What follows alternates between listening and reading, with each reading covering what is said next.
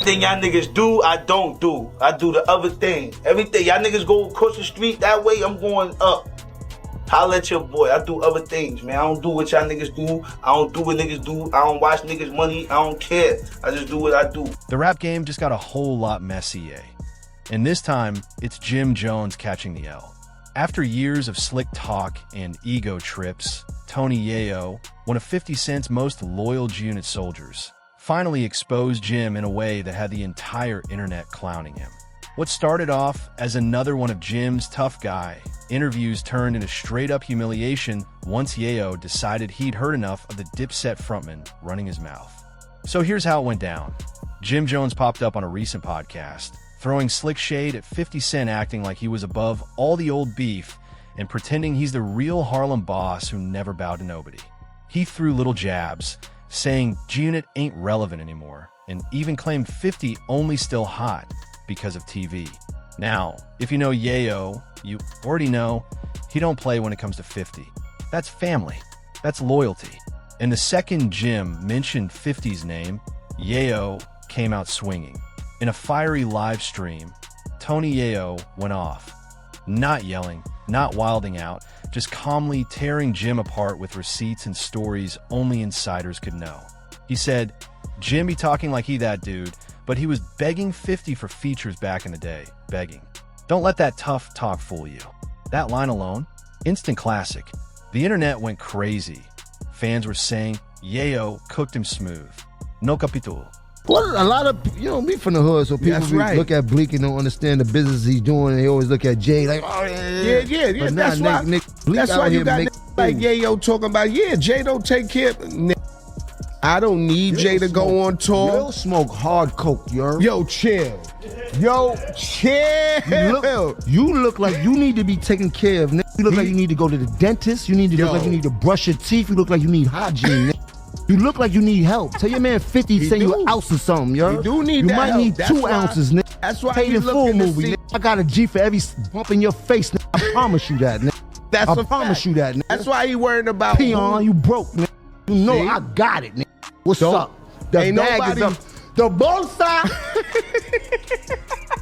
Hey, yo. Hey, Flea, where the bolsa at, Flea? Let me finish that off. Ain't nobody taking care of over here, B. Yo, nah, you good, my nigga. I fucking love it. They deserve it. They need to hear this shit, man, because they bugging out here. All these niggas worrying about who taking care of who.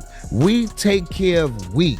Ain't no who nigga. Take care of who, nigga. You know who doing it. We live. We getting money. Nigga. We take care of everybody, nigga. We take care of each other, nigga. That's a fact, my G. But linking back up with you, Jim, we missed out on a lot of opportunity, bro. But we ain't gonna miss it out going forward. We need to put some pain together, bro. Don't lie. But Yayo wasn't done there.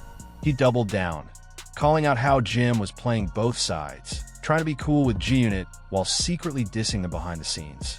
According to Yayo, Jim used to hit up 50's camp looking for songs, features, and tour spots. And when it didn't happen, he flipped, started talking slick just to look important again. Yayo called it straight. You can't be fake loyal in this game, bro. Either you real or you not.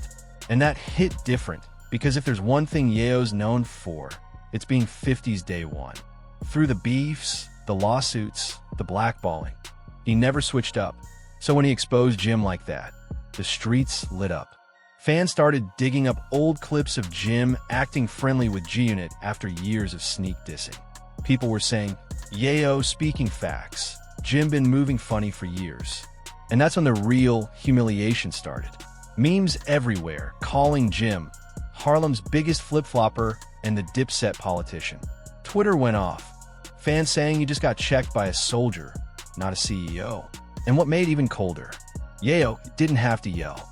He exposed Jim calmly, with the confidence of a man who's seen too much to ever need to lie. Like I just said, we just came back off tour. Yeah. With Fifth, and we still touring. Still. And I do my own tours too for people. Yo. You see, I do my own tours. I did tours in Canada. I did a tour across the whole Germany and the Swiss Alps. And that's why I don't care about the hate. Cause I'm like, I got the possibility to do my own tour. Like something with Memphis Bleak. Memphis Bleak said Nori. Yayo said, Jay-Z didn't have us on tour like he did, or I eat my own halal. I eat my own halal too, if you want to say that.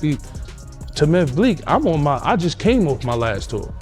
All I'm saying is when you see Jay-Z in Excelling, he never really, when he's doing a Beyonce show or whatever, you don't see Memphis Bleak on the stage and him being brought out. You know, even if I'm doing the hype man shit with 50, he's bringing me out. I'm making money. I'm going to. That's that man girl too. That's it. That's Hov's wife tour. Yeah, that's Hov wife tour. So if Hov, I believe if Hov was out on his own, he would bring Bleak out. There is no need for him to bring Bleak in a situation where it looked like if this was last tour you're talking about with the Cowboy Carter. Right. Yeah. So to me, because I look at Bleak as a loyal guy, like I'm a loyal guy to Jay. But I look at like Fifth, my guy Hervé, one day we had TRL, and it's the Young Gunners there. Yeah. And I'm talking to him about it. And Hervé says loud, you don't gotta worry about nothing. You got 50. Jay-Z doesn't do nothing for these guys like 50 does. And Hervé, I think he worked with them too. But he said that to me, and I always stood. The moment Tony Yayo's live rant hit the internet, everything exploded. Within hours, hip-hop blogs, fan pages, and even industry insiders were reposting it with captions like, Yayo just aired out Harlem's finest. Chaos everywhere. Some folks tried defending Jim, saying he earned his stripes. But most? They were roasting him nonstop. People said Yayo just out-gangstered the so-called Harlem hustler. And that's rough for Jim, a man who's built his whole persona on being the realist. See, Yayo might not be dropping chart toppers these days, but one thing's solid, his rep. He's one of the few rappers who actually lived everything he talks about.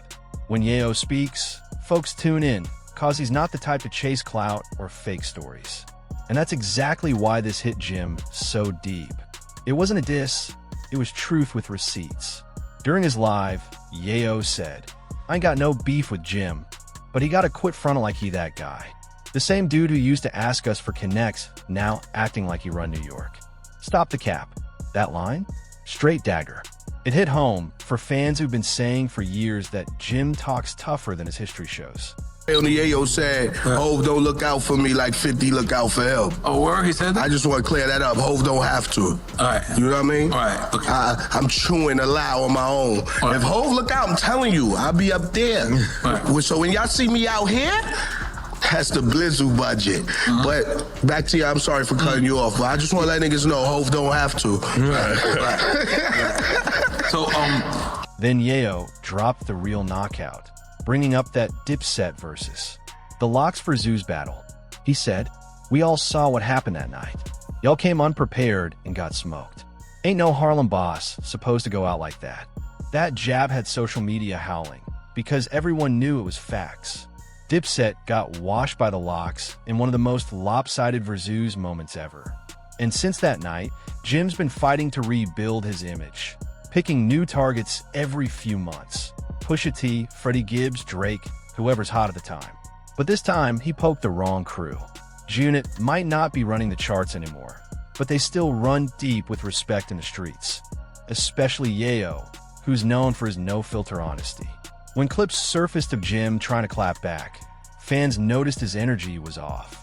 Instead of rapping or responding with bars, he brushed it off, saying, I ain't beefing with no washed rappers. But nobody was buying it. One fan tweeted, Yayo checked Jim like a big bro checking a loud nephew. Another wrote, when a soldier speaks, generals go quiet. By then, it was too late. Jim's Harlem boss image was already starting to crumble.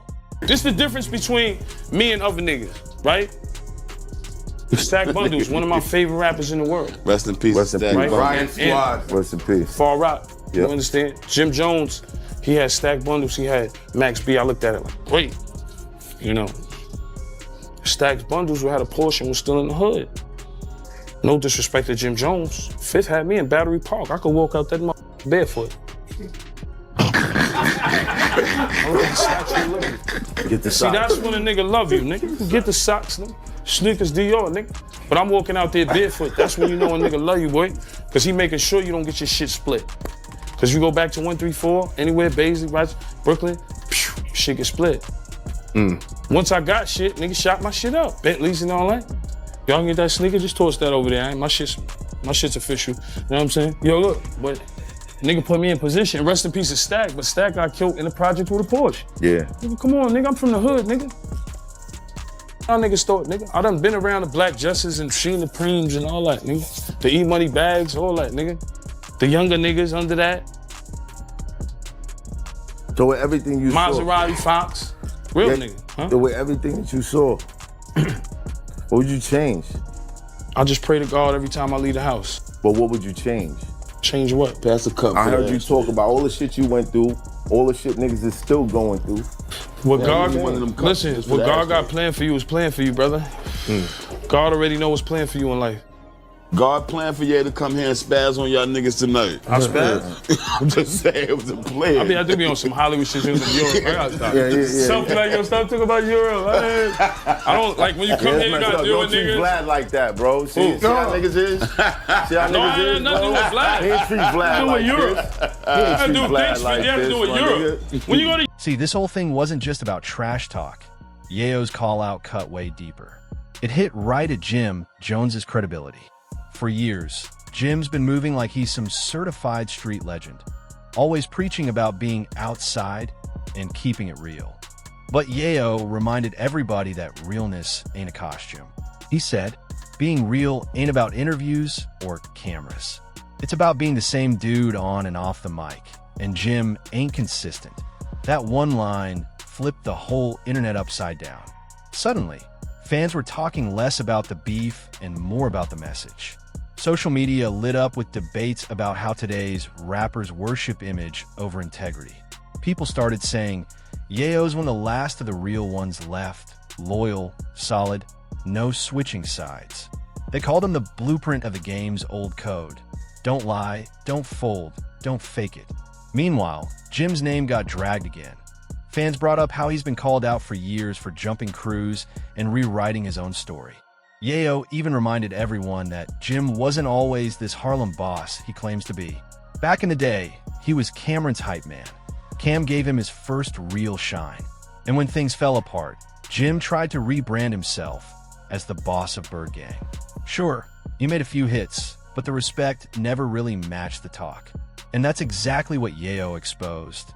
The gap between the image Jim sells and the history fans remember. Say this. The problem is, when she was on the show, she had said that she had heard about you wasn't giving Stack money, but people don't know that when Stack asked you for the bread, you were going to the bank. I think the bank was closed. Something happened because me and Bino talked about it. I remember being there, and you was going to give him more money after the money he spent because we was on tour. He like, geez, I spent all that tour money, geez, on Pop, I bug it. Whatever he did, brought another Porsche, BMW. He like, yo, Pop, geez, you said closed mouth don't get fed, geez, I'm Pop, geez, I'm hurting. It's a fact. And when I told him, I said, yo, go get 25 grand from the bank tomorrow. He like, oh, yo, what's up with that Wrangler truck? I'm like, I left that shit in Brooklyn. I don't even want that shit. I don't even know what block it's on. Matter of fact, it's by the car shop where I got the Maserati from. He like, you let me get that, geez. I'm like, go take it. You probably got to get a new key. He like, oh, I'm going to go get that tomorrow, geez. You different, geez. And we all know the rest of the story. Why do you think that people have this misconception of what happened? Why do you think even her? Why do you think that? Where did that come from? Nobody likes to hear the truth. Because we were there. Bino get mad all the time. And he gets offended. And he was one of the people that called me. He was like, that's not true. They think that, what they think is that Stack asked you, he told you he wanted to leave. They said that Stack told you he wanted to leave, he wanted to move, and you didn't move him out. But that's not true. You want to hear that story? All right, for Stacks and them, I was about to buy Stacks, the kid Max and Melly, a whole brownstone in New Jersey.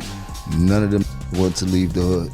And I was not about to waste my money. And that was what I offered them. I went shopping for the shit and all that type of shit. Yeah, we remember that, right, Bass? You remember that? Shout out to Bass. I remember the conversation. And I'm like, yo, you bugging. You want to, like, yo, you can go to the hood every day, but you're going to be living in Jersey. Like, you're going to be living better than, like, you heard? And you don't have to worry about paying for no rent or nothing like that. I'm just trying to get you niggas out the hood. Melly, too. Melly ended up getting shot, right? Like none of these would listen, and everything that happened, that you know can happen in the hood end up happening and shit like that. You know what I mean? But everything to try to protect them for what I know could have happened to them, I tried. You heard? From getting all of his cars to getting all these everything you can imagine, everything. Private jets, Miami, hundreds of thousands in one weekend, 2 tour buses, Atlanta. Like, cannot front on how I had my boys moving. And I'm only talking about this because you was there, and you and Stacks were best friends, were Bino, couple others and like that. Other than I don't even talk to people about Stacks and what went on, but we were setting it out. This was not on our level when we was moving, and no way. Soon after, fans started digging. Old interviews and throwback clips of Jim Jones praising G-Unit and hanging with 50 began flooding timelines. Moments where he called 50 a real businessman. Now those same clips were being stitched next to Yayo's roast, making Jim look like the ultimate flip-flopper. And you already know, the internet never forgets. Once people catch a whiff of weakness, it's over. Even a few OG rappers quietly hit, like on Yayo's post, subtle moves that spoke volumes. Some of them were probably just tired of Jim's endless loudmouth antics. For years, he's taken shots at everyone from French Montana to Pusha T, staying relevant off chaos instead of consistency. But this time, the blowback hit different because Yayo's name is clean. You can't call him a liar when everyone knows he's been 50's day one soldier since before the fame. The streets started saying, Jim just got exposed by someone who never even wanted the spotlight. And that's the key. Yayo didn't need this moment. He wasn't chasing clout or clicks. He just wanted to set the record straight. And in doing so, he didn't just humble Jim. He reminded hip-hop what loyalty and authenticity really mean. Now Jim's doing damage control, posting designer fits and flashy jewelry, talking about staying focused on business. But fans aren't buying it. The comments are full of Yayo memes and jokes like, "You begged 50 for a feature, remember?" Dipset never really recovered from that Verzouz loss. And now this just piled on. Every new Jim post turns into a roast session. Even bloggers who usually defend him are staying silent. Cause honestly, there's no comeback for what Yayo revealed. Meanwhile, Yayo's been chilling, doing interviews, staying composed, and doubling down. He said, "Ain't no hate for Jim. I just tell the truth. Some of these rappers act like legends, but still live off old hype." And that line right there hit harder than any diss track could. He wasn't hating, he was holding Jim accountable. Fans started seeing the bigger picture. Jim's whole career been built more on talk than truth. Every time he fades, he sparks a new beef, star drama, trend for a week, drop a track, repeat. But this time, he aimed at the wrong one. Tony Yayo don't chase clout. He protects loyalty, and that's a different kind of power. As the dust settles, one thing's clear. Jim's image took a real hit. You can flex all the designer you want, but when a man with real street stripes questions your credibility, all that shine means nothing. Fans are calling it the fall of fake Harlem energy, poetic justice after years of slick talk. Because Jim Jones didn't get destroyed by a diss, he got destroyed by truth. Tony Yayo exposed him for what he is, a loud talker in a game that still respects silence and loyalty. And the craziest part? Yayo never wanted smoke. He just reminded everyone that real recognizes real. In hip-hop, image might sell records, but authenticity? That lasts forever.